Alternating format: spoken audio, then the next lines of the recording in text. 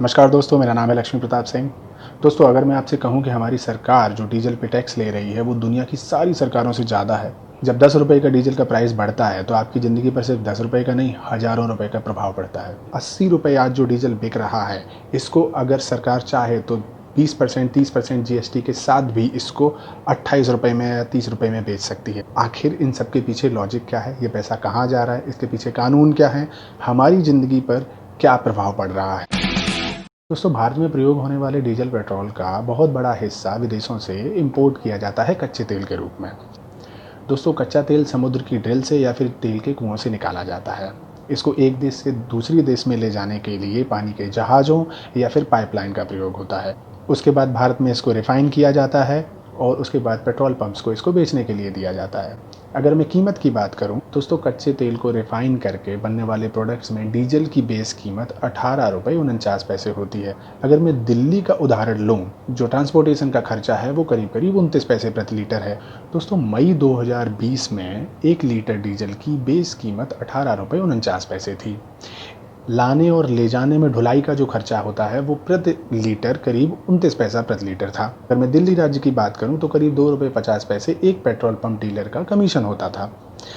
ये टोटल कीमत मिला लेते हैं तो करीब 21.5 रुपये की कीमत बैठती है। लेकिन अगर मैं इस पे केंद्र सरकार की एक्साइज ड्यूटी की बात करता हूं तो वो करीब करीब 31 रुपये बैठती है। राज्य सरकारें इस केंद्र सरकार की एक्साइज ड्यूटी के बाद भी अपना वैल्यू एडेड टैक्स लगाती हैं। अगर मैं दिल्ली की बात करूं तो करीब 16.5 रुपये एक्साइज ड्यूटी के बाद भी वैल्यू एडेड टैक्स लगाया जाता है। इस तरह 1 लीटर डीजल पर कुल टैक्स करीब 48 रुपये 9 पैसे हो जाता है, जो कि 1 लीटर डीजल की मूल कीमत से भी 2 गुने से भी ज़्यादा है। दोस्तों, अगर आप भारत में किसी भी प्रोडक्ट को बनाते हैं, चाहे आपने आविष्कार ही क्यों ना किया हो, लेकिन आप उसकी मूल कीमत से 2 गुना 3 गुना से ज़्यादा मुनाफा नहीं कमाते हैं। लेकिन हमारी सरकार डीजल की मूल कीमत से भी कई गुना पैसा कमाती है। दोस्तों, हमारे देश में जीएसटी लागू हुआ है। जब जीएसटी को लागू किया गया था तब कहा गया था वन नेशन वन टैक्स। इसका मतलब है पूरे देश में सिर्फ एक टैक्स रहेगा। लेकिन पेट्रोल और डीजल को इस टैक्स से बाहर रखा गया। उनके ऊपर अभी भी एक्साइज ड्यूटी और वैल्यू एडेड टैक्सेस लगाए जाते हैं। अगर जीएसटी की जो दरें हैं उनमें 10% 20% हैं। 20% बहुत हाईएस्ट दरें मानी जाती हैं, ऊंचे स्तर की दरें मानी जाती हैं। अगर मैं भारत की लग्जरियस आइटम्स को बोलूं, वो भी करीब 20-25% के करीब में आते हैं।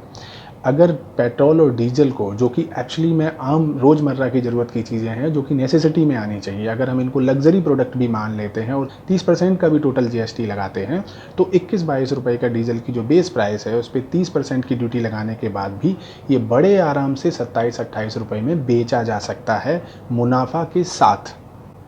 लेकिन हमारी सरकार ऐसा नहीं कर रही है। बहुत से लोगों का कहना है कि बाकी देश भी लगाते हैं। आइए देखते हैं इस मामले में पड़ोसी मुल्कों की सरकारों ने क्या किया है।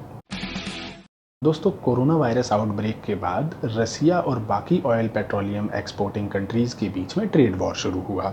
अंतर्राष्ट्रीय बाजार में पेट्रोलियम के रेट गिरते गए और लगातार माइनस तक में भी चले गए। इससे फ़र्क ये पड़ा कि जब कच्चा तेल सस्ता हुआ तो देशों में डीजल और पेट्रोल उनके भी रेट गिरना शुरू हो गए।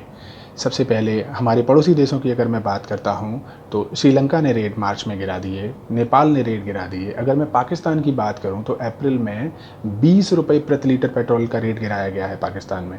उस दौरान भारत सरकार क्या कर रही थी?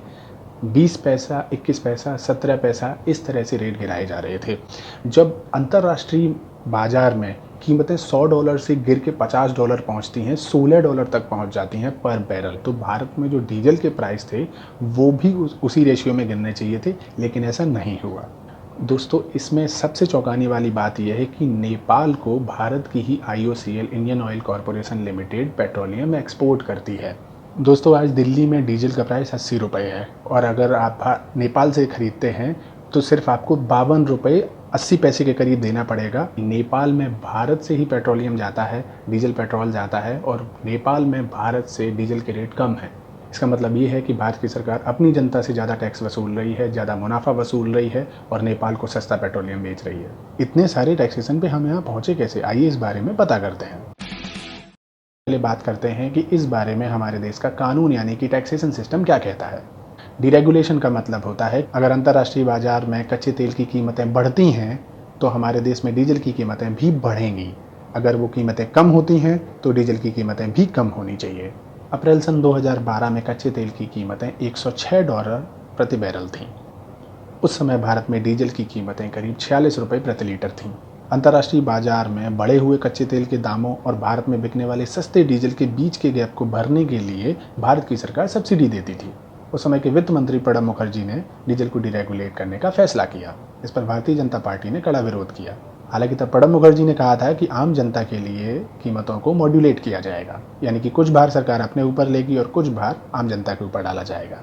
हालांकि उस समय की प्राइवेट कंपनियां जैसे कि रिलायंस और एसआर इस सब्सिडी का विरोध करते थे। उनका कहना था कि इससे उनका प्रॉफिट मार्जिन अफेक्ट होता है, या तो ये सब्सिडी उनको भी दी जाए या फिर ये सब्सिडी को खत्म कर दिया जाए और डीजल को डिरेगुलेट कर दिया जाए ताकि उनका प्रॉफिट मार्जिन इंटैक्ट रह सके। रिलायंस का कहना था कि वो ₹2.50 महंगा डीजल बेचने के बाद भी करीब करीब ₹7 का लॉस उठा रहे हैं, लेकिन सरकार ने ऐसा नहीं किया। आपको याद हो, रिलायंस ने अपने 1400 पेट्रोल पंप एक साथ बंद कर दिए थे।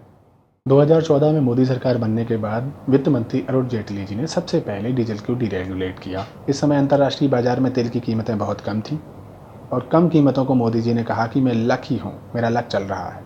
हालांकि उस समय सवाल ये उठा कि आज तो जो कीमतें हैं उन पर डीरेगुलेट किया जाता है, लेकिन अगर अंतर्राष्ट्रीय बाजार में कल कीमतें और ज़्यादा गिर जाती हैं तो क्या सरकार इसका फ़ायदा आम जनता को देगी? उस समय भारतीय जनता पार्टी का स्टैंड था कि हाँ, इसका फ़ायदा जनता को मिलेगा। लेकिन दोस्तों, ऐसा नहीं हुआ।